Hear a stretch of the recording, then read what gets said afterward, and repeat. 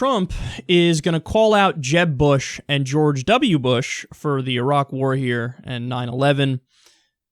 This is a ballsy move in a Republican debate. Obviously, the war in Iraq was a big, fat mistake, all right? Now, you can take it any way you want, and it took Jeb Bush, if you remember at the beginning of his announcement, when he announced for president, it took him 5 days. He went back. It was a mistake. It wasn't a mistake. It took him 5 days before his people told him what to say, and he ultimately said it was a mistake. The war in Iraq, we spent $2 trillion, thousands of lives. We don't even have it. Iran is taking over Iraq with the second largest oil reserves in the world. Obviously, it was a mistake. So George Bush made a mistake. We can make mistakes, but that one was a beauty. We should have never been in Iraq. We have destabilized the Middle East. But so you still think he should be impeached? I think it's my turn, isn't it? You do whatever you want. You call it whatever you want. I want to tell you, they lied. Okay. They said there were weapons of mass destruction. There were none, and they knew there were none. There were no weapons of mass destruction. Okay. All right. Governor. When a member on the stage's brother gets attacked, the brother gets to respond. I get to do it 5 or 6 times or just once responding to that. So here's the deal. I'm sick and tired of Barack Obama blaming my brother for all of the problems that he's had. And frankly, I could care less about the insults that Donald Trump gives to me. It's blood sport for him. He enjoys it, and I'm glad he's happy about it. But I am sick and tired of him going after my family. My dad is the greatest man alive in my mind. And while Donald Trump was building a reality TV show, my brother was building a security apparatus to keep us safe, and I'm proud of what he did. And he's had the gall to go after the World Trade Center came down during your brother's reign. Remember that.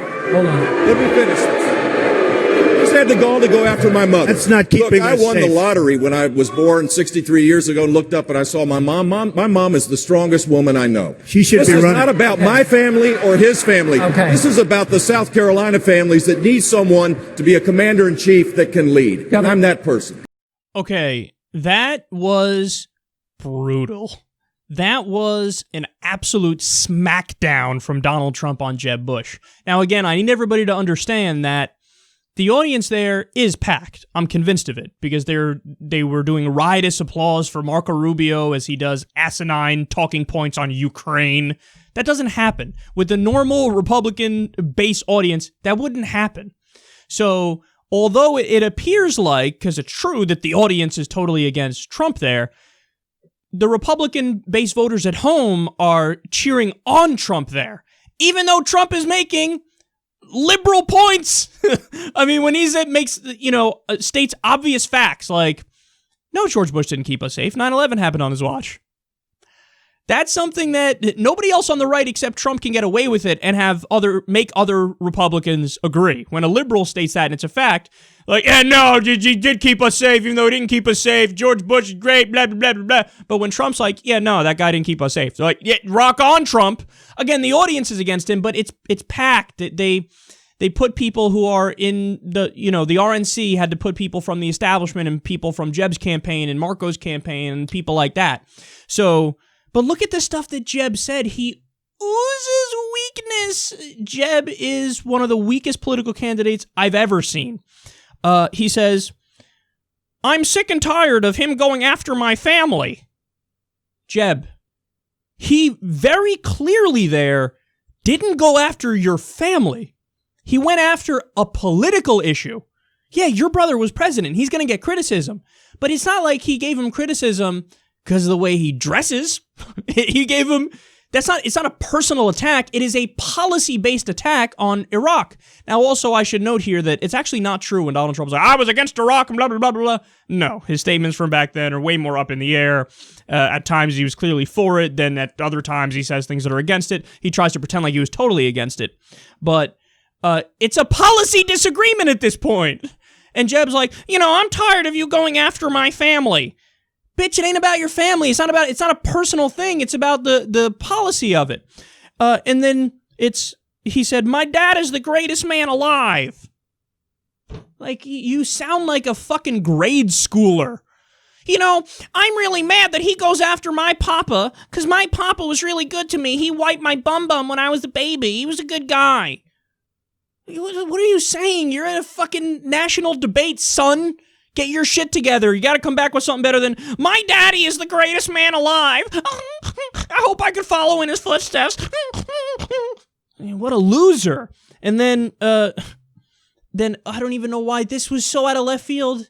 It makes even less sense than the thing about his dad. He says, when he was born and looked up, he was happy to see his mother. What the fuck is that? And quote, my mom is the strongest woman I know. Who says that? And then Trump said, I don't know if you heard it, he interjected real fast, she should be running. No, man, they don't know what they're doing. They don't know what they're doing. You know what the thing is?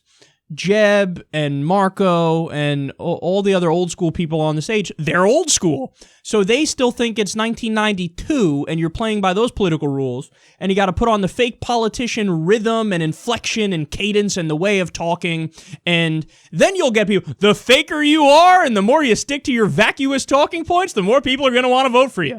Well, the polls are overwhelming. Even the Republican base voters like, yeah, get the fuck out of here with that fakeness. Give me somebody who's going to come out there and fucking run shit and who's going to speak his mind. Even if he's dead wrong, let him speak his mind. Yeah, I like that. He's a real guy out there. Between Bernie on the left and Trump on the right, they're ripping up the old school political playbook.